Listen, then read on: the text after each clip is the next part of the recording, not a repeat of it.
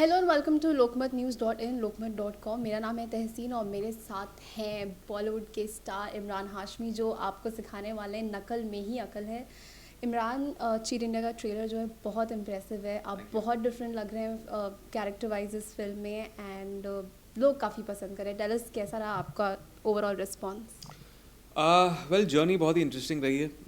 एक डेढ़ साल पहले सौमिक ने मुझे आके स्क्रिप्ट सुनाई थी और मुझे लगा कि बहुत ही रेलेवेंट है हमारे एजुकेशन सिस्टम को लेकर। ये सिस्टम जो इतना इनफेक्टिव है, करप्ट है, जो मेरे वक्त वैसे ही था। मेरे जो फादर और मदर स्कूल में या कॉलेज में थे, वो भी इस चीज़ के साथ झेल रहे थे और अभी भी कुछ ज़्यादा बदला नहीं है हमारा सिस्टम। एक रेवोल्यूशन की ज़रूरत है। इस सिस्टम में जो चीज़ें हैं, जिस तरह की मगिंग हो या जो टीचर्स, ज़्यादातर कुछ टीचर्स क्वालिफाइड हैं, बहुत सारे टीचर्स क्वालिफाइड नहीं हैं। यूनिवर्सिटी की सीटें नहीं हैं। जो नौकरियां बच्चों को प्रॉमिस की जाती हैं कॉलेज डिग्रीज हासिल करने के बाद, वो उनको मिलती नहीं हैं। तो बहुत सारी चीज़ें हैं जो एक तरह से इसका ओवरहॉल, एक तरह से रेवोल्यूशन का होना बहुत ज़रूरी है। और सौमिक ने जब मुझे ये स्क्रिप्ट सुनाई तो मुझे लगा कि ये स्टूडेंट्स को, पेरेंट्स को, हमारे देश के सभी लोगों को देखना चाहिए, जानने के लिए कि जब आपका बच्चा स्कूल या कॉलेज में पढ़ रहा है तो ऐसी ऐसी चीज़ें हो रही हैं। एंड इसका खुलासा हमने चीट इंडिया में किया। एंड जो स्क्रिप्ट थी, I think we made a very very true to the book script film, और आई एम श्योर ऑडियंस को पसंद आएगी। हर फिल्म स्पेशल होती है, हर फिल्म से कुछ सीखने को मिलता है। As an actor, cheat India से what are you taking home? जब देखिए, ये तो मुझे मुझे पता था कि जो रट्टा मारने का जो सिस्टम हमारे देश में, वो एक बहुत ही प्रिमिटिव है, पुराना है। इसमें बदलाव लेके आना बहुत ज़रूरी है। जो हमारे करिकुलम है, टेक्स्ट बुक्स हैं, वो कम्प्लीटली आउटडेटेड हैं। यूनिवर्सिटी में सीटें नहीं हैं, और कॉलेज और स्कूल में ज़्यादातर जो लोग सोच रहे हैं, सीख रहे हैं, उस वो रट्टा मारने के फंडे की वजह से वो ज़्यादा एक्चुअली सीख नहीं रहे हैं, कुछ समझ नहीं रहे हैं बातों को। सिर्फ नॉलेज को रिटेन करने का एक तरीका उनको समझ में आ रहा है। ये चीज़ मुझे पता नहीं थी कि बहुत सारे मिडल मैन हैं, ब्यूरोक्रेसी है हमारे सिस्टम में, जो पैसों के लिए अनडिज़र्विंग स्टूडेंट्स को, अमीर स्टूडेंट्स को ग्रेड्स दिलवाते हैं, मार्क्स दिलवाते हैं। वो स्टूडेंट्स जो घर पर बैठते हैं, उनके लिए कोई और जाके एग्जामिनेशन हॉल में एग्ज़ाम देता है, और फिर ये बच्चों को मार्क्स मिल जाते हैं। जो मेरिट वाले स्टूडेंट्स हैं, दिन रात पढ़ते हैं पूरा साल, और उनको सीटें नहीं मिलती इसकी वजह से। तो ये मुझे पता नहीं था, और हमने बहुत सारी चीज़ों को इस तरह टैकल किया है, जैसे जॉब एप्लीकेशन किस तरह होती है। तो इमेजिन कि जो जॉब्स में डॉक्टर हो या इंजीनियर हो, बहुत सारे ऐसे डॉक्टर्स और इंजीनियर्स के पास डिग्रियां नहीं हैं, या डिग्रियां हैं और वो डिग्रियां फेक डिग्रियां हैं।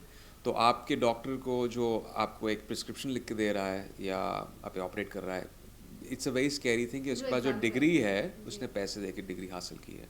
या जो आदमी ब्रिज बना रहा है, उसने भी पैसे दे के डिग्री हासिल की है। So it's very very disconcerting. So I feel that ये कहानी सब लोगों को जाननी चाहिए, क्या हो रहा है। So have you ever paid the price इस एजुकेशन, करप्ट एजुकेशन सिस्टम की? या फिर यू ऑल्सो हैव अ सन, किस तरीके से आप उस पढ़ाने का तरीका पेड अपनाते द हैं? Price in the sense, I feel जो मैंने कॉमर्स की डिग्री की थी, वो was a waste of a degree. क्योंकि 5 साल का जो मैंने अपने बी.कॉम किया था, बाद में जाके मुझे पता चला कि ये तो मेरा स्ट्रेंथ था ही नहीं, मुझे कभी चीज़ सीखनी नहीं थी।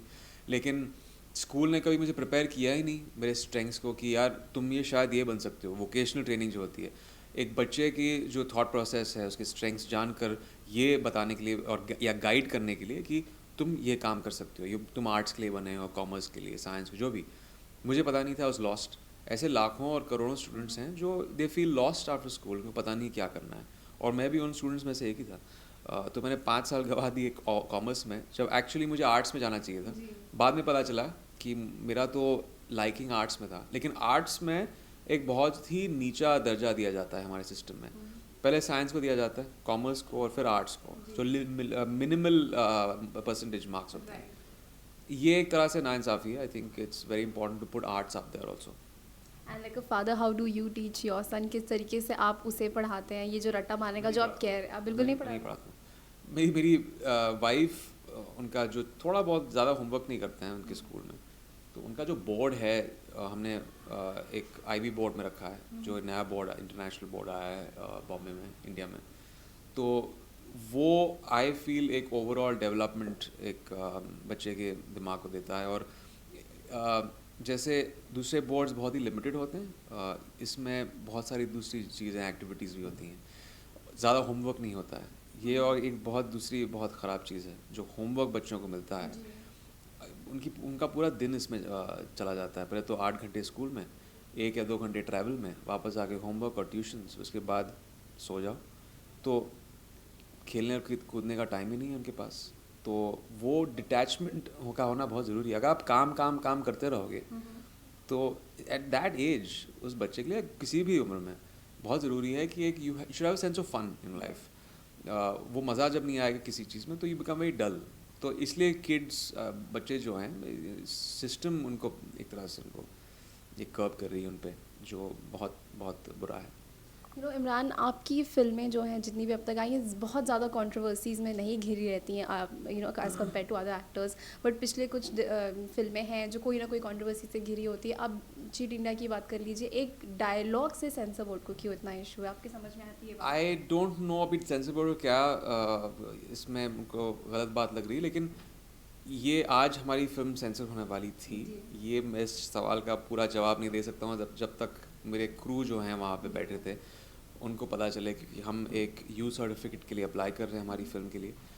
अभी देखेंगे जो फिल्म उन्होंने देखी है, मेरे हिसाब से तो कुछ इस फिल्म में ऑब्जेक्शनेबल कुछ चीज़ नहीं है, क्योंकि हमने बेझिझक हमारे एजुकेशन सिस्टम में जो चीज़ें चल रही हैं वो हमें दिखाई हैं। जो चल रहा है वो दिखाया है, तो इसमें कोई गलत बात नहीं है, उकसाने वाली कोई बात नहीं है। और अभी देखना पड़ेगा कि उनको क्या, किस चीज़ से वो सहमत हैं, किस चीज़ से उनको प्रॉब्लम है, वो बाद में पता चलेगा। ऑल्सो आपकी इमेज सीरियल किसर के तौर पे आमतौर पे देखी जाती है, बट कहीं ना कहीं now you coming out of that image. And हाल ही में I have also read that you quoted आप किसिंग सीन्स नहीं करने वाले हैं फिल्मों में। How do you think fans will accept you with that? I don't think fans have accepted me because of that. ये एक मीडिया ड्रिवन, खुद का भी एक ड्रिवन एक तरह से पीआर है, जो कुछ सालों तक मुझे इसका फ़ायदा मिला था, लेकिन अल्टीमेटली कोई एक सीन देखने के लिए सिनेमा हॉल में नहीं जाता है। अगर फिल्म में एक बात होगी, एक ओवरऑल चीज़ होगी, तो फिल्म लोग देखेंगे, पसंद करेंगे। ये सिर्फ उस किसी के बारे में नहीं है। आई थिंक जनरली जो कैरेक्टर्स मैंने प्ले किए थे बहुत अर्ली ऑन अपने करियर में, मैं कुछ बदलाव लेके आना चाहता हूँ, अलग किस्म की फिल्में करना चाहता हूँ, जो आई एम श्योर अभी, क्योंकि इतनी हाई कॉन्सेप्ट फिल्में हमारे इंडस्ट्री में चल रही हैं, एक बहुत अच्छा दौर चला है हमारी इंडस्ट्री में, और मैं चाहता हूँ कि जितना हो सके मैं इन नए सब्जेक्ट्स को एक्सप्लोर करूँ और ऑडियंस के सामने पेश करूँ। सो अब अगर आप स्क्रिप्ट देखते हैं चुनने के लिए, तो क्या ख़ास बात पे ध्यान देते हैं स्क्रिप्ट की? Now that you have spent so many years, you have done so many genres. कहानी अगर एक सोशली रेलेवेंट फिल्म होगी चीट इंडिया जैसी, कितनी एक्यूरेट है, कितनी इफ़ेक्टिव है, कितना बड़ा प्रॉब्लम है हमारे देश में, फिर कैरेक्टर पे mainly it's a story, it starts and ends the story. और फिर ऑब्वियसली बोनस वही है कि कैरेक्टर अच्छा होना चाहिए उसमें, आगे जाके फिर और चीज़ें होती हैं, स्क्रीन प्ले, गाने, और फिर obviously the way it's made. तो बहुत सारे अलग फेजेस होते हैं फिल्म में, और कोई भी फेज़ एक से बढ़कर दूसरे फेज से नहीं होता है। आई मीन स्टोरी का जो बेस होता है, फाउंडेशन होता है, वो सबसे इम्पॉर्टेंट चीज़ होती है। अगर वो आपका फाउंडेशन ही वीक है तो आप एक स्ट्रॉन्ग फिल्म नहीं बना सकते हो। तो कहानी एक मेन चीज़ है। राइटली सेड, आपने कहा फिल्म की कहानी स्ट्रॉन्ग होनी चाहिए, रेलेवेंस होना चाहिए। Last film was very well received, tigers, but कहीं ना कहीं the film is doing well on the digital platforms, लेकिन कहीं ना कहीं थिएट्रिकल रिलीज़ ना मिल पाने पे आपको किसी बात का मलाल है? बिकॉज फिल्म उसी पर्सपेक्टिव से उस वक्त 5 साल पहले हमने कोशिश की थी इस फिल्म को रिलीज़ करने की थिएटर्स में, लेकिन बहुत कंट्रोवर्शियल थी।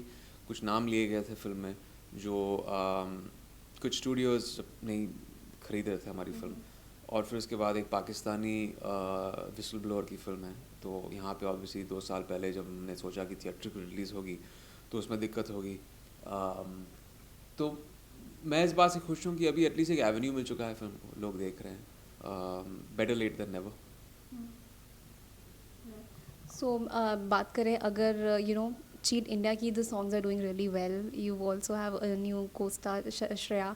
हाउ हैज़ द काम करने का ओवरऑल एक्सपीरियंस कैसा है? सॉन्ग्स का रिस्पॉन्स भी बहुत अच्छा। No great, as a in the capacity of an actor, producer के तौर पे आई थिंक मैं ब्लेस्ड खुद को मानता हूँ कि मुझे ये पहली फिल्म मिली एज ए प्रोड्यूसर, और एज मौका मिला एज एन एक्टर कि मैं इस तरह का कैरेक्टर एक्सप्लोर करूँ। श्रेया ने बहुत अच्छा काम किया है, जो म्यूज़िक डायरेक्टर सब लोगों ने अच्छा काम किया है, डायरेक्टर ने अच्छा काम किया, और जो भी दूसरे एक्टर्स भी हैं, बहुत बड़ी सपोर्टिंग कास्ट है हमारी फिल्म में, कुछ 50-100 लोग हैं जो थिएटर से हैं, लखनऊ से हैं, तो उन्होंने बहुत ही अच्छा काम किया हमारी फिल्म में, और फिल्म बहुत अच्छी बनी है।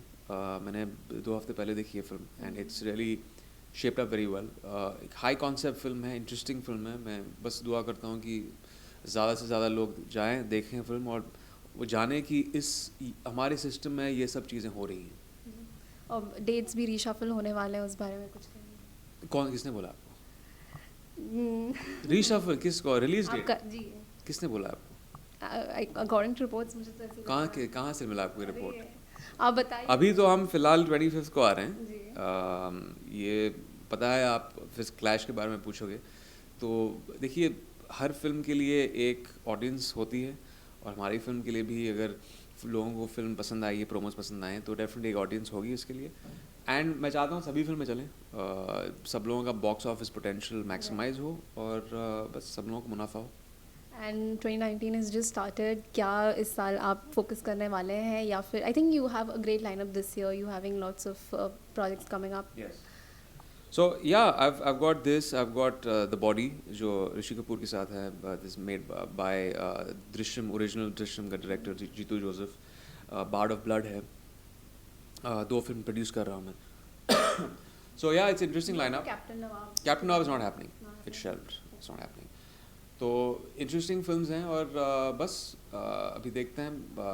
अच्छी कहानियाँ हैं, इंटरेस्टिंग कहानियाँ हैं. चाहता हूँ जल्द से जल्द ये फिल्में रिलीज़ हो जाएं, और मैं लोगों के सामने पेश करूँ.